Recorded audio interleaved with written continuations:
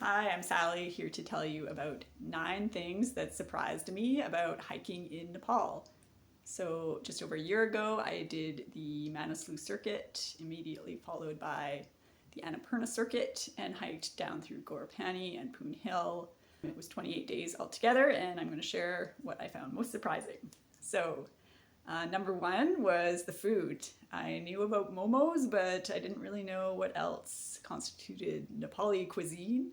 And I was very pleasantly surprised. The ingredients are top notch. They're all locally grown because, they can't bring food into these remote places. They grow it instead.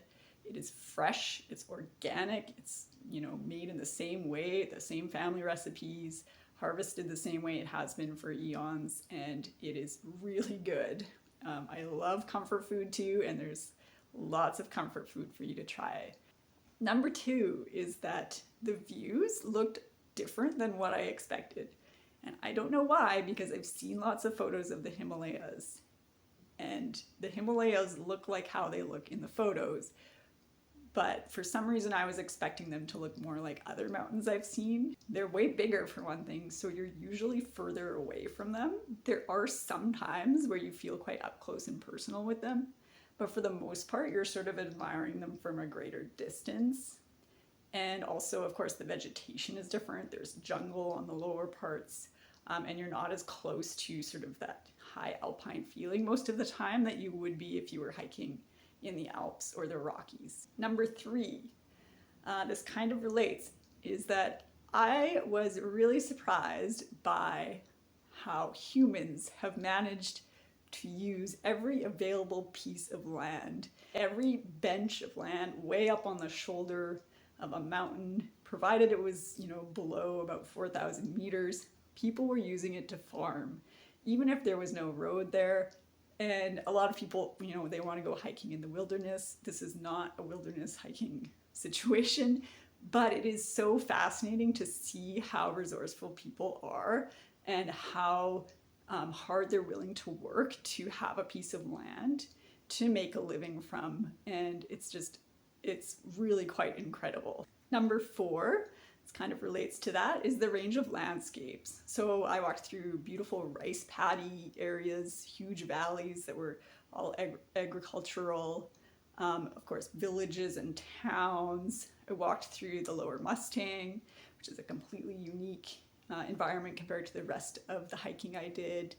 Jungles, beautiful waterfalls, and then of course higher up areas that are more sort of arid. But generally just the range of landscapes is really interesting and you're not going to get bored. Number five, how I was able to improvise my trip was really special. Most places you can't do that. During the Manaslu circuit, I had a guide as required. But after that, I was on my own and I mostly just sort of made it up as I went. I was fortunate to have a large period of time, no time pressure. I decided to just keep hiking as long as I felt like it, which was why it turned into a 28-day odyssey. And there are ways of getting around that you can organize at the last minute, whether that's buses or jeeps or even motorbikes. The tea houses don't generally fill up except for the really key ones right before the passes. So you're able to just sort of decide the morning of, how far you want to walk, or maybe you even decide you still have energy so you keep walking. You're able to skip sections if you want to. That's really special to be able to just go with whatever you're feeling like. I would just look at my Strava once I started reaching near the end to decide which route I was going to take. Number six. Not as positive, obviously, poverty. I had no idea before I went there that Nepal is actually the poorest country in all of Asia. I thought maybe with the tourism that, it was maybe a bit more prosperous, but that is something just to be aware of before you go. I do think, people generally have a decent quality of life anyways, because they're resourceful and they live in an incredible place, and they don't, place the same value on consumerism that we do here in the West, but definitely something to maybe educate yourself a little bit more than I did before you go there. Number seven, something that really delighted me is the fact that hiking is catching on with Nepalis as a recreational activity.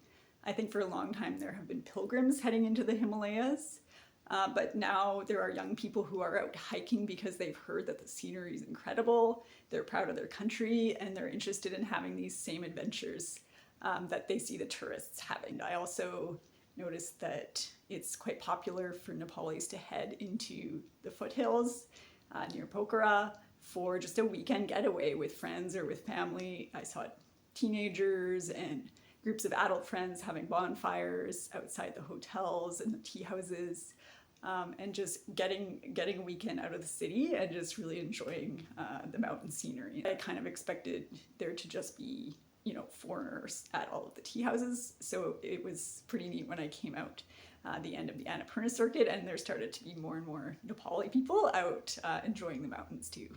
So number 8, getting to trailheads.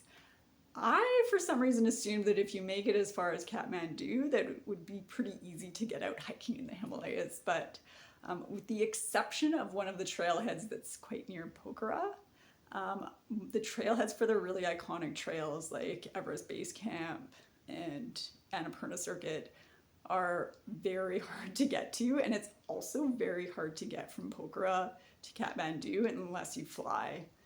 It's hard to exaggerate how rough the roads are in Nepal, even main roads, because the landscape is so dynamic there. Getting out to the trailheads is a mission. You're going to need a Jeep probably. It's incredible that the Jeeps can do it. It's incredible that there's areas where the buses go, where there's major landslide areas. It's really something. And you will need to plan extra time to get to and from trailheads, real serious extra time. So make sure you're very apprised of that before you head out. Finally, number 9, the coziness factor at the tea houses. I've stayed in huts in Europe and a lot of them are really cozy as well. But if you're from North America and you're used to sleeping in a tent and not having anywhere to go in the evening to stay warm, then this is going to be wonderful. The eating areas, and if there's a lounge area, sometimes it's patios, they're very cozy, they're very sociable. Everybody plays cards or reads or chats, and they will light a fire in the evening to keep everybody warm, and everybody sits and has tea around the fire. It's a great place to meet people or just catch up on your book, and you will spend lots of time in these tea houses because you can only gain so much elevation per day.